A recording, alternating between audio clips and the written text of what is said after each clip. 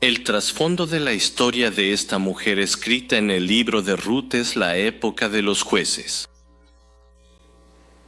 Si miramos la Biblia, está compuesta por 2 libros, Jueces y Ruth, y no hay problema en leerlos de manera consecutiva. ¿Qué es la época de los jueces? El pueblo de Israel fue liberado de Egipto, terminó sus 40 años de deambular por el desierto y, bajo la guía de Josué, se estableció en Canaán. Al establecerse en Canaán, vivieron sirviendo bien a Dios, pero luego Josué muere. A partir de ahí, entran en un periodo de oscuridad. Por la gracia de Dios, lograron establecerse en Canaán, pero olvidaron la gracia de Dios y empezaron a adorar ídolos.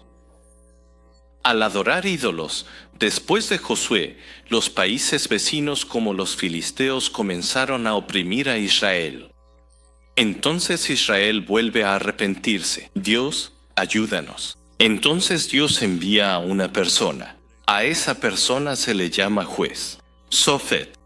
Con el significado de gobernar o juzgar, este juez salva al pueblo de Israel.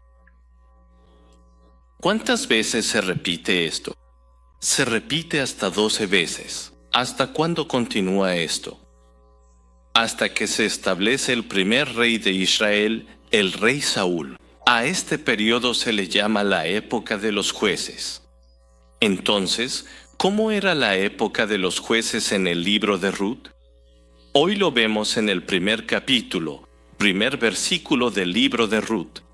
En el último capítulo y último versículo del libro de Jueces está escrito lo siguiente.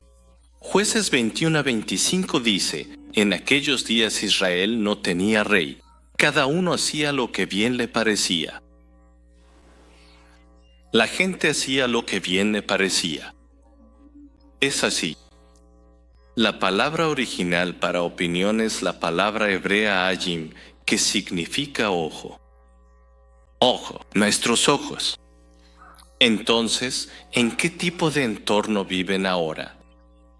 Hicieron lo que creyeron correcto. Hizo lo que a sus ojos le satisfacía, lo que atraía a sus ojos. A mí no me importa ante los ojos de Dios. No preocuparse por los ojos de Dios significa no preocuparse por la voluntad de Dios. Así que, en este último versículo de Jueces y en el primer versículo de Ruth, aparecen estas palabras. Ellos vivieron según lo que les atraía a sus ojos, ¿y qué fue lo que siguió después? Llegó una época de hambre. Entonces, ¿qué significa para nosotros que haya habido hambre en la tierra de Belén? Significa que cuando vivieron según lo que les atraía a sus ojos, Dios los disciplinó. Amigos, en la vida a veces nos encontramos con épocas de escasez. A veces nos toca vivir tiempos de hambre. Cuando nos enfrentamos a la escasez y al hambre, no podemos decir que la causa de toda escasez, de toda hambruna, sea siempre vivir según lo que nos atrae a los ojos, sin tener en cuenta la mirada de Dios. Porque hay casos en los que no es así. Sin embargo, para nosotros que tememos a Dios, cuando llega una época de escasez en nuestra vida, y la escasez no se refiere solo a lo económico. Cuando en la vida se nos presentan circunstancias desfavorables o nos enfrentamos a situaciones no deseadas, eso también es una forma de escasez. Precisamente cuando nos enfrentamos a esa escasez, quienes servimos a Dios, cuando estamos ante esas circunstancias, debemos examinarnos a nosotros mismos. Debemos reflexionar si hemos vivido buscando agradar a los ojos de Dios o si solo hemos seguido lo que nos atrae a nosotros mismos. Llegó una hambruna a Belén, en la tierra de Judá. Pero vemos que el jefe de familia llamado Elimelec tomó a su esposa y a sus 2 hijos y se fue a Moab, según nos dice la palabra. Si la hambruna que llegó a Belén, en la tierra de Judá, hubiera sido realmente severa, ¿habría sido solo Elimelec quien se marchó? Mucha gente habría tenido que abandonar ese lugar. Sin embargo, la Biblia no menciona que muchas personas se hayan ido. Si mucha gente se hubiera marchado por la hambruna, entre ellos habría estado un hombre llamado Elimelec. Pero no está registrado de esa manera. Más bien, en el primer versículo del primer capítulo del libro de Ruth, que les leí hoy, dice: en los días en que gobernaban los jueces, hubo hambre en aquella tierra. Un hombre de Belén de Judá se fue a residir en la tierra de Moab con su esposa y sus 2 hijos. Pero no es que mucha gente se fuera de la tierra por la hambruna, sino que fue un solo hombre de Belén, un hombre llamado Elimelec, quien se marchó. Al verlo así, pensamos, entonces la hambruna que ocurrió allí no fue tan severa. Sí hubo escasez. Pero esa escasez no fue una hambruna extrema. Podemos interpretarlo de esa manera. Entonces, si no era una hambruna tan severa, ¿por qué esta familia decidió dejar Belén? Sobre esto, hay un libro escrito por el pastor John Seonan. En el libro titulado Caminando por el bosque del Antiguo Testamento, encontré algo interesante. Según los registros antiguos, ¿qué pasaba con los ricos cuando llegaba una hambruna? Tenían que abrir sus graneros. Tenían que abrir sus graneros y repartir su grano durante la hambruna. Así que, parece que Elimelec y su familia, debido a la hambruna, sintieron cierta carga en el corazón por abrir sus graneros, así que lo vendieron todo y se marcharon con su familia. En ese libro se menciona la opinión de que emigraron junto con su familia. Yo pienso que esa opinión tiene bastante sentido. Porque después de que en Moab murieron su esposo y sus 2 hijos, Noemí regresó a la tierra de Judá, a Belén. Y al volver a Belén, hace esta confesión. En Ruth capítulo 1, versículo 21, dice: salí llena, pero el Señor me ha hecho volver vacía. El Señor me ha afligido y el Todopoderoso me ha hecho sufrir. ¿Por qué me llamáis Noemí?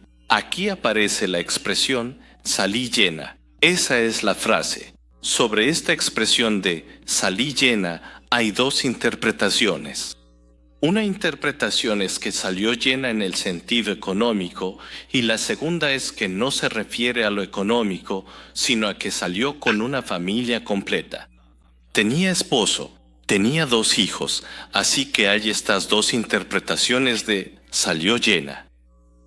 Entonces, ¿qué significa aquí salió llena? Si miramos el contexto de esta frase, vemos que ambas interpretaciones están incluidas. Era económicamente próspera y, además, salió con su familia, su esposo y sus 2 hijos. Al tener abundancia, prosperidad económica, pudo establecerse más fácilmente en el país al que emigró y como tenía cierto respaldo económico, cuando sus hijos se casaron con mujeres de ese país, es probable que las familias locales aceptaran dar a sus hijas en matrimonio porque la situación económica de estos inmigrantes era bastante buena. Así es como suele interpretarse. Los 2 hijos se casaron allí y ahora viven en ese lugar. Pero en esta familia empiezan a ocurrir dolorosos acontecimientos. El esposo falleció repentinamente. No es que el esposo estuviera enfermo o que muriera tras una larga enfermedad. Falleció de repente. ¿Se imaginan el dolor tan grande que debió sentir cuando su esposo falleció de repente? Habían emigrado a otro país con la esperanza de tener una vida mejor y de pronto su esposo falleció así. Pero los dos hijos consuelan a su madre. Mamá, ¿no nos tienes a nosotros? Nosotros seremos tu fuerza y tu ánimo. Así que, mamá, de verdad, ánimo. Entonces, al escuchar las palabras de sus dos hijos, la madre recupera el valor, recobra las fuerzas. Pero un día, incluso sus dos hijos fallecen. De esta manera, una mujer llamada Noemí pierde a su esposo en un país llamado Moab, y también pierde a sus dos hijos. De verdad, a lo largo de su vida, siguió encontrándose con situaciones amargas, muy amargas. Por lo general, las personas desean una vida dulce cuando viven su día a día. Quieren una vida alegre y una vida feliz. ¿Quién, al vivir, desearía encontrarse con cosas amargas en la vida? Nadie quiere eso. Naomi también deseaba vivir una vida realmente dulce. Por eso, cuando hubo hambruna, decidió huir de esa escasez y dijo, vayamos a un lugar donde haya abundancia. Naomi, al vivir su vida, incluso eligió el nombre Naomi para poder tener una vida dulce. El significado de Naomi es dulce. Naomi quería que su vida fuera dulce, feliz, tranquila y llena de alegría. Sin embargo, aunque tenía esa esperanza, su vida terminó volviéndose amarga. Así que, cuando regresó a Belén de Judea, la gente decía, Naomi ha vuelto. Cuando la llamaron así, en Ruth capítulo 1, versículo 20, Naomi les dijo, no me llamen Naomi, llámenme Mara, porque el Todopoderoso me ha hecho la vida muy amarga. No me llamen Naomi, que significa alegría y dulzura. Mi vida es Mara. Es una vida amarga. Entonces, si ella deseaba que su vida fuera alegre y dulce, ¿por qué terminó siendo una vida tan amarga? ¿Por qué la Biblia dice que de su propia boca salió, no me llamen Naomi? ¿Por qué aquí dice que la llamen una mujer que ha encontrado una vida amarga? Hoy hemos leído el pasaje del libro de Ruth, capítulo 1, versículos del 1 al 14. Este pasaje del capítulo 1, versículos 1 al 14 del libro de Ruth se puede dividir en dos partes. La primera parte abarca desde el versículo 1 hasta el 5. Si miramos el contenido desde el versículo 1 hasta el 5, solo aparecen cosas tristes. Hubo hambre en aquella tierra. En la tierra de Belén hubo hambre, así que esta familia emigró.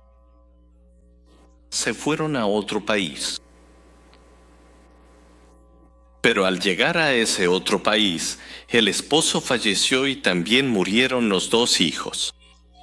De verdad, solo aparecen historias amargas. Si vemos los versículos del 1 al 5, solo salen historias amargas. Ni una sola vez se menciona la palabra Yahvé o Dios. No aparece ni una sola vez.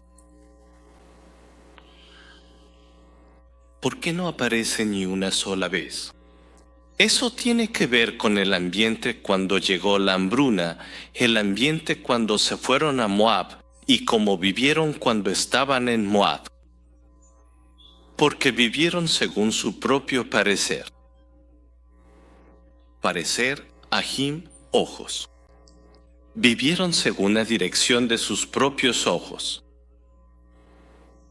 Cuando se encontraron con la hambruna, no la miraron con los ojos de Dios, sino con sus propios ojos. Incluso al irse a Moab, no lo hicieron viendo con los ojos de Dios, sino que se fueron según sus propios ojos y sus propios cálculos. Incluso al vivir en Moab, no fueron conscientes de la mirada de Dios, sino que vivieron según lo que les atraía a sus propios ojos.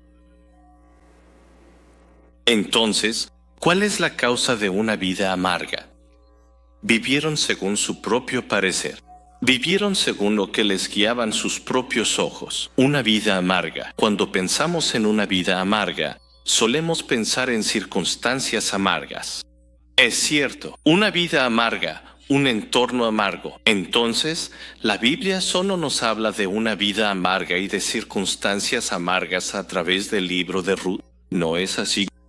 ¿Qué es lo que realmente quiere darnos este mensaje del libro de Ruth? Lo que quiere decir es que, cuando viven su vida dejándose llevar por lo que les atrae a sus propios ojos, eso en sí mismo es una vida amarga. Vivir según lo que desean tus propios ojos, eso en sí mismo es una vida amarga. Desde el versículo 1 hasta el 5, la palabra Dios ni siquiera aparece una vez, y al leer estos versículos, solo vemos circunstancias amargas, hambre, pérdida del esposo e hijos. Pero, ¿qué es una vida amarga? Significa que, cuando vivimos sin preocuparnos por lo que Dios ve, y solo seguimos lo que nos parece bien a nuestros ojos, eso en sí mismo es una vida amarga. Esto abarca desde el versículo 6 hasta el 14 del capítulo 1 de Ruth, donde la suegra Noemí y su nuera Ruth ahora regresan a la tierra natal de Noemí. Se trata de su regreso a Belén de Judá. Pero en esta parte sobre su regreso, buscan a Dios constantemente. No dejan de buscar a Dios. Las palabras Dios y Yahvé aparecen repetidamente. En Ruth capítulo 1, versículo 6, dice que Yahvé cuidó de su pueblo. En Ruth capítulo 1, versículo 8, dice que Yahvé sea bondadoso con vosotras, y en Ruth capítulo 1, versículo 9, dice que Yahvé os conceda hallar descanso, cada una en la casa de su marido. En Ruth capítulo 1, versículo 13, dice, porque la mano de Yahvé se ha levantado contra mí. La palabra que sigue apareciendo es Dios. Entonces, ¿de qué trata este segundo párrafo? Significa que ha empezado a ver todo desde la perspectiva de Dios. Antes veía todo con sus propios ojos, pero ahora ha comenzado a ver todo con los ojos de Dios. ¿Qué palabras y sentimientos suele tener una persona cuando se enfrenta a un entorno desfavorable? ¿Por qué me he encontrado con esta situación? ¿Por culpa de quién? Por culpa de esas malas personas, por lo que me han hecho, he acabado en esta situación. O pienso que, debido a mi entorno, mi vida ya no puede mejorar ni ocurrir nada bueno. El entorno, y también por culpa de ciertas personas, esos sentimientos se hacen más grandes. Además, ¿por qué Dios no me protegió en esta situación? Surgen esos sentimientos. Entonces, ¿qué pasa si miramos a Noemí? Ella no culpó a nadie. No dijo, estas nueras de mala suerte llegaron y por eso pasó esto. No fue así. Tampoco dijo, por venir a este lugar llamado Moab, me sucedió esto. No culpó a las circunstancias. Ruth solía ver todo con sus propios ojos, pero ahora eso ha cambiado. De alguna manera, se puede decir que se ha recuperado. Ahora empezó a ser consciente de la mirada de Dios que había olvidado o perdido. Y comenzó a aferrarse de nuevo a la mirada de Dios, a ese Dios que se había desvanecido de sus pensamientos. Amigos, cuando enfrentemos dolores amargos en la vida, no lo olviden. No miremos esas circunstancias con nuestros propios ojos, sino que si recuperamos la mirada y la voluntad de Dios, podremos superar el dolor amargo que enfrentamos hoy. Les bendigo en el nombre del Señor para que no lo olviden. Ahora Noemí y Ruth han regresado a Belén, en la tierra de Judá. Al volver a Belén, no se rinden, sino que siguen viviendo con fe. Viven conscientes de la mirada de Dios y de su presencia. ¿Qué sucede cuando vivimos conscientes de Dios, incluso en circunstancias en las que podríamos rendirnos, pero no lo hacemos? Se abre la oportunidad de encontrarse con vos, un hombre poderoso que podía redimirlas. Amigos, ¿qué es lo que debemos aprender a través del libro de Ruth? Cuando Noemí y Lucía recuperaron su fe en Dios, Lucía conoció a un buen hombre y se volvió a casar, y las cosas fueron bien. ¿Estás tratando de decirnos esto ahora? No. Simplemente conocí a un buen hombre y me volví a casar. Esto no es todo. El libro de Ruth termina así. En Ruth capítulo 4, versículos 21 y 22, dice: Salmón fue el padre de Booz, Booz fue el padre de Obed, Obed fue el padre de Isaí, e Isaí fue el padre de David. Así está escrito. Ruth conoce a un hombre llamado Booz. Se vuelve a casar. Ruth se casa con Booz y, más adelante, resulta que dio a luz a Obed, el abuelo del rey David. Así que Ruth llegó a ser la bisabuela del rey David, el rey más grande de la historia de Israel. ¿Cuál es lo importante aquí? ¿Creen que la suegra Noemí y su nuera Ruth, cuando recuperaron su fe en buscar a Dios y empezaron a ver el mundo con los ojos de Dios, sabían que llegarían a ser las bisabuelas del rey David? No lo sabían en absoluto. Ni siquiera soñaron con algo así. ¿Por qué? Porque esto es algo que sucedió después de la muerte de Noemí. Y también es un hecho que ocurrió mucho tiempo después de la muerte de Ruth. Así que no es que ellas supieran que recibirían una gloria y una bendición tan asombrosas. Es un acontecimiento glorioso y bendito que sucedería en el futuro. Ahora bien, ¿cuál es la enseñanza bíblica que se nos da a través de este contenido del libro de Ruth? No se trata simplemente de que Ruth conoció a un buen hombre llamado Booz, se volvió a casar y su vida mejoró un poco. No es eso. Lo que nos está enseñando es que mirar el mundo con los ojos de Dios y vivir la vida con la perspectiva de Dios en sí mismo es una gran bendición y una gran gloria para nuestro futuro. Queridos hermanos, ¿qué son la bendición y la gloria? Precisamente, lo que el libro de Ruth nos muestra hoy es que ser conscientes de la mirada de Dios y vivir confiando en Él es la mayor bendición y la mayor gloria. Hermanos, ¿realmente estamos convencidos de cuán grande es la gloria y la bendición de vivir conscientes de la mirada de Dios y temiéndole a Él? Hoy, en el nombre del Señor, les bendigo para que puedan recuperar esa convicción. Al leer este pasaje del libro de Ruth, donde ella enfrenta dificultades en una tierra extranjera, me viene a la mente un suceso. Fue cuando yo estudiaba en el seminario en Paraguay. Asistía al seminario mientras servía en la iglesia del Evangelio Pleno en Paraguay, y en nuestra iglesia ocurrió algo realmente triste. Lo que sucedió fue que una familia emigró. El matrimonio llegó con sus 2 hijas y 2 hijos. Abrieron un pequeño supermercado, un negocio de barrio. Vinieron hasta Paraguay con la esperanza de tener una vida mejor, pero un día, de repente, el esposo falleció.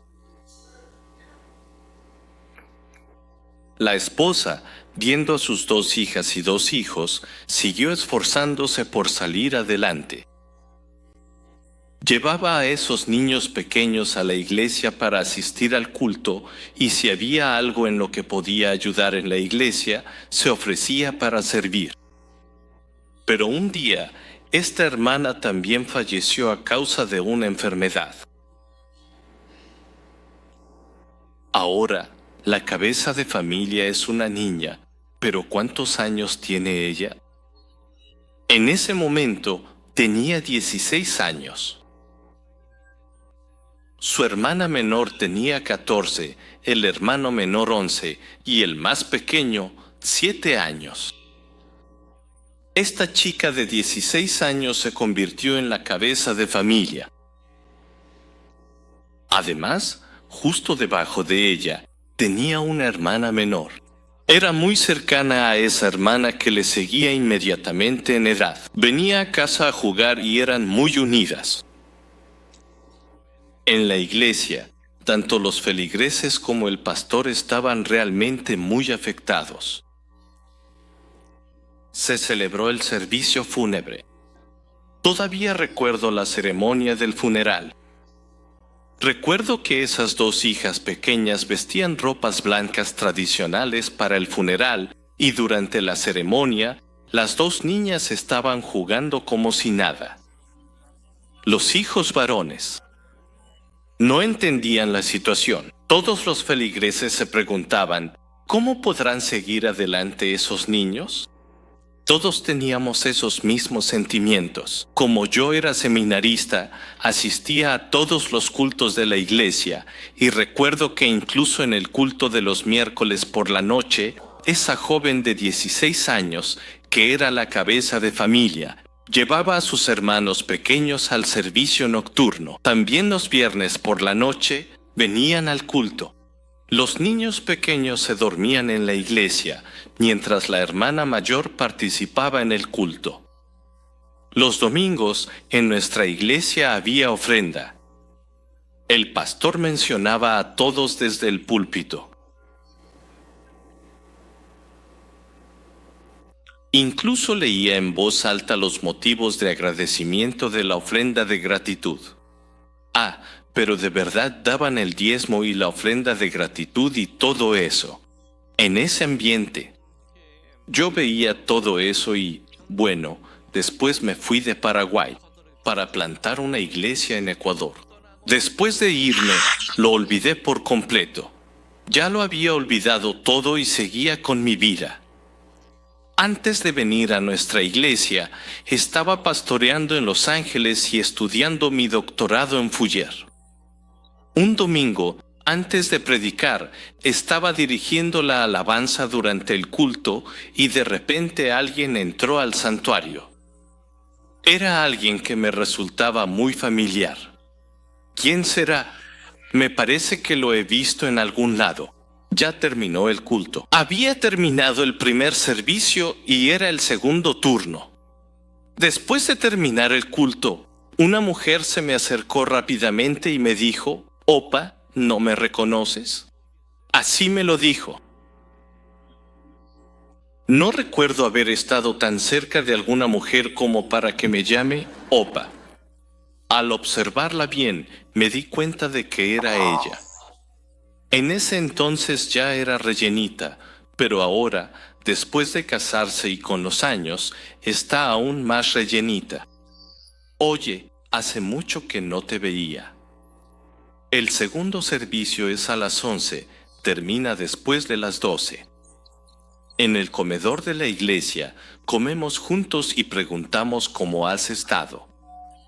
Esa familia de 4 hermanos, tras su paso por Paraguay, emigraron a Estados Unidos. Llegaron a Nueva York. así que sus hermanos también están bien. Yo tengo un negocio en Nueva York, pero esta vez vine a Los Ángeles por trabajo y, al enterarme de que mi hermano estaba pastoreando en una iglesia aquí vine a buscarlo. Miren, la inmigración, quienes vienen, pierden a su papá y a su mamá. En un lugar donde no tenían ni parientes ni nada. ¿Quién les ayudó a superar esas dificultades y a salir adelante? Todos los inmigrantes están ocupados sobreviviendo. ¿Qué ayuda podrían haber recibido, incluso de los compañeros de iglesia? Pero fue Dios quien les dio fuerzas, los protegió y los guió para que estos 4 hermanos pudieran salir adelante. ¿Por qué le pasó esto a nuestra familia? Aunque nuestros padres iban a la iglesia, nos preguntábamos qué estaba pasando, pero en vez de mirar el mundo con nuestros propios ojos, lo miramos con los ojos de Dios, y al ver el entorno desde esa perspectiva y avanzar, pudimos superar esas circunstancias difíciles y amargas. Amigos, el mundo no es fácil. Son pocas las personas que dicen que vivir en este mundo es fácil. No es fácil. ¿Por qué? Porque podemos encontrarnos con cosas que no queremos. Aún así, la razón por la que podemos superar esas circunstancias amargas es que nuestra voluntad y nuestras decisiones tienen límites. Solo quien nos creó, solo Dios, que nos conoce mejor que nosotros mismos, es quien debe ayudarnos. ¿Qué habría sido de esta familia si realmente no hubiera existido Dios? ¿Qué significa que en esa familia realmente estaba Dios y que esos niños pudieron superar esas difíciles y amargas circunstancias porque miraban a Dios y seguían adelante? Cuando vivimos nuestra vida, lo hacemos sirviendo a Dios. Mi religión es el protestantismo. Yo voy a la iglesia. Eso no es todo. Les bendigo en el nombre del Señor para que, a través del libro de Ruth, comprendan cuán grande bendición, cuánta gloria y cuánta gracia es el hecho mismo de vivir sirviendo a Dios. Hoy también, al adorar y al servir a Dios, les bendigo en el nombre del Señor para que este sea un momento en el que vuelvan a darse cuenta de que servir a Dios es un beneficio y una felicidad para ustedes.